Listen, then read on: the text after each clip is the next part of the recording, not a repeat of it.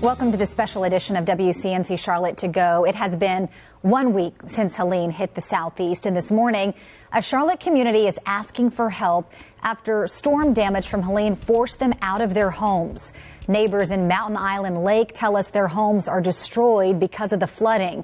That area was hit especially hard after Duke Energy opened the floodgate at Cowan's Ford Dam to relieve the pressure in Lake Norman. At one point, people tell us the water reached up to 12 feet inside their homes. There's so much that's gone that you can't really even think about. You kind of just compartmentalize what you can save. It's important to help our neighbors in Asheville and Hendersonville and other places, but there is damage and people that need help here in Charlotte. Emergency officials add it could take years for this area to fully recover. As of now, folks there are not eligible for FEMA assistance. This morning, we're getting a new look at the horrific damage across North Carolina. Here's Brian Schrader from our content partner in Raleigh. The Tow River took a lot from Spruce Pine in Mitchell County. From WRAL Sky 5, we saw people hard at work downtown, trying to dig out and dry out what they could. As in many North Carolina mountain communities, the water is gone, but the mud and the dirt remain. Downstream debris lines the banks of the Tow River. Look at this car swept away in the flood. Other mountain communities in North Carolina's high country are making progress. In Avery County, military helicopters staged at the airport, while people in Banner Elk worked to clear the damage. The flood washed away this section of Main Street, but people were able to get through with a temporary fix. Just outside of downtown, we saw these utility poles snapped at the base.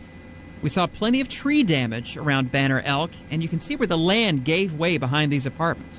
Workers were busy in Blowing Rock, restoring power and making repairs on Main Street. Over in Boone, they are cleaning up muddy roads, but we did not see any major problems around the App State campus. Now to Grandfather Mountain. Look at this stunning view of the mile-high bridge. It is still swinging.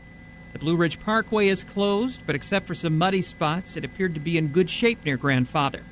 And finally, look at this waterfall near Grandfather Mountain, surrounded by a sea of leaves just starting to turn colors. It's a reminder of the beauty amid the tragedy in the North Carolina mountains. We continue to see the impacts of Helene all across the southeast and now even reaching as far as a hospital in Boston. A manufacturing facility in Marion was forced to close because of the storm, leading to a shortage of vital fluids.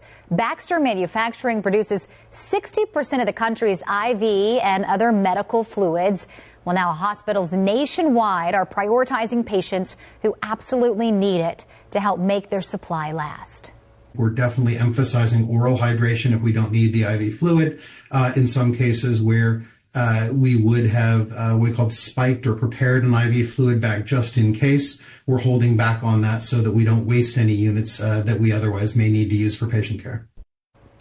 A Baxter spokesperson says they will work with their global manufacturing network to help with supply. Meantime, if you're looking for ways to help this morning, the South Carolina Red Cross is in desperate need of blood donations.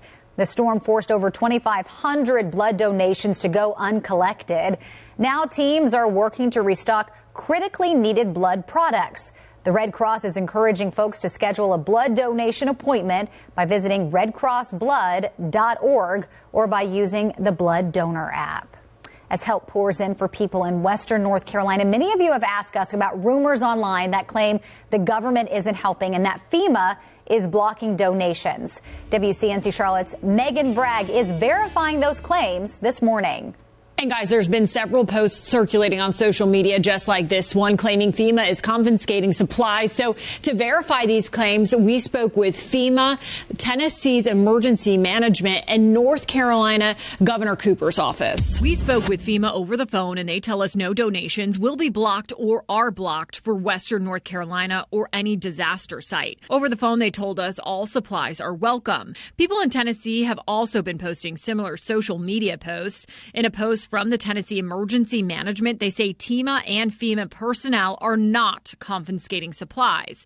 Any report to the contrary is false. According to a press release from the North Carolina Governor's Office, FEMA has delivered more than 1.8 million meals, 2.5 million liters of water, and more than 21,000 people have been registered for assistance. There are also more than 1,000 North Carolina National Guard soldiers deployed who are surging food, water, and supplies in conducting search and rescue operations. Now, there are points of distribution for these supplies that have been set up around each county. We have those addresses on our website, WCNC.com. With your Verify, I'm Megan Bragg.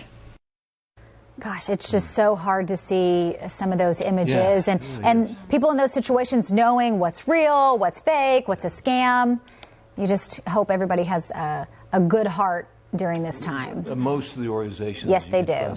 Yes, they do. Always verify that. I mean, we all just need to do what we can, not just now. This is going to take months and months and years. Even years. Yeah. Sadly, even years. And just hope we don't forget about them. You know, and this happens all the time. You have an issue, a major event, people band together, then something else happens down the line. And then this issue won't go away. Yeah, and even though, news cycles will change eventually, and we'll, of course, keep covering what's going on, but at the same time, people just have to keep making sure to put a spotlight on them and support them any way they can. Because I know this is a busy tourism time. I was planning to go up to the mountains this fall, but anything that we can do to support them, I would love to know. And, I've seen people post, friends of mine even saying they aren't covering it enough. Well, maybe you're just watching the national news because obviously they have to cover what affects the entire country. But here locally, that's all our newscasts have been. We've been focusing on it. And it really is. It's every newscast. This community's come together. Yes. All broadcast organizations. Our friends over at iHeartRadio have done a fantastic job helping with the cause. So we appreciate that, and too. like you said, we'll continue to cover this because it's going to affect us for months and years to come. All right, we'll see you back here tomorrow morning. Have a good day, everybody.